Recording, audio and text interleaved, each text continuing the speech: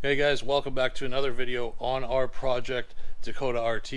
In the last video we left off with getting the intake manifold off. So today we're going to get it reinstalled. I've got the manifold here. I have replaced the plenum gasket. It was actually the original. I know in the last video I said it wasn't leaking. That didn't turn out to be the case. There was a puddle of oil inside. I also found a major source of our oil leak that I was worried might be the rear main, but it was actually pouring oil out of the rear of the intake. So I've got that gasket replaced now with all new intake gaskets. All the surfaces are cleaned up.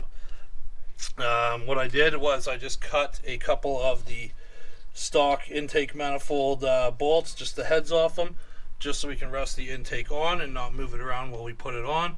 I'm going to clean the valley out here, and we'll get the intake manifold back on, get it reassembled, see how it runs, and maybe do a couple other things today. So stay tuned. Alright, so we now have the intake manifold bolted down here. Started hooking up the electrical connections. For the torque sequence, it's 72 inch-pounds, one round, and then 144, and I like to go around again until I find none that are out of torque. And you go side to side, work middle to out, just so it all goes down flat. So I did make one mistake, would have made my life a lot easier. I'll be putting this bypass hose on just because it's so short, having it connected to the intake when I dropped it on. So it's going to be a bit of a pain in the butt to get it on, but no big deal. Going to keep working on it, and hopefully we'll fire this thing up soon, see how it runs. Okay, so I got lucky. The coolant bypass hose went on pretty easily.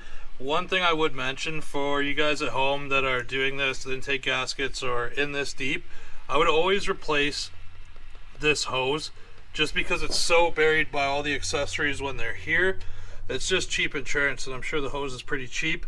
The only reason that I didn't bother with it is this engine's just needs to run for about a month or so before it comes out, and we either build a 408 stroker or Gen 3 Hemi swap it.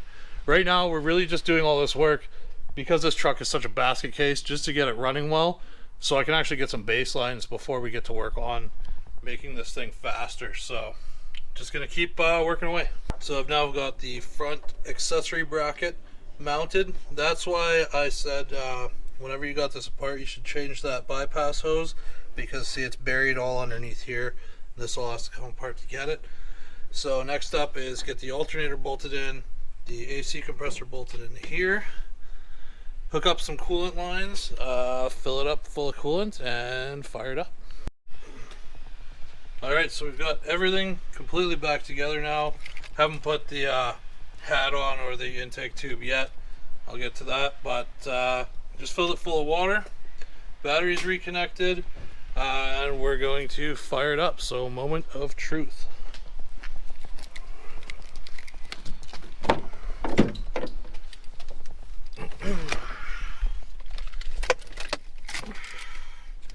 If we did everything right, we should just fire right up.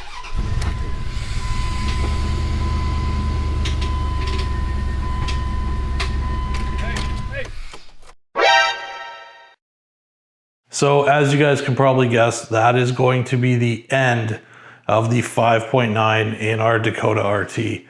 I'm not sure exactly what happened yet, as I haven't torn the engine down, but something definitely got into one of the intake ports or into the camshaft valley there. As you guys could hear when we started it up, the truck started ticking.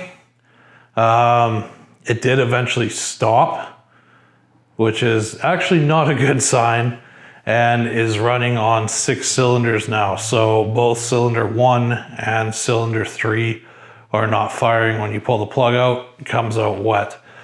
So I haven't had a chance to tear it down and figure it out yet. That said, we put a poll up earlier. What did you guys want to see in the truck? Whether it be, you know, a built 360, say like a 408, a 5.7 Hemi, a 392, or a Hellcat. My decision's been made. I did consider going the 408 route for a while. At the end of the day, that platform is just not going to put out as much power as I'm looking for in this truck. So I'm very happy to announce that White Rock Dodge has signed on as a sponsor for the truck. The current plan is we're going to put a 392 in the truck for next year. It's probably going to be a pretty mild 392, maybe a cam and an intake. The eventual plan with this thing is to go to a 426 stroker with a twin turbo. As far as transmission, thinking either 8-speed or just a built turbo 400 with a trans brake. It's probably going to be the most effective way to go. This thing is going to be like a 90% strip, like 10% street truck. So this is the current plan.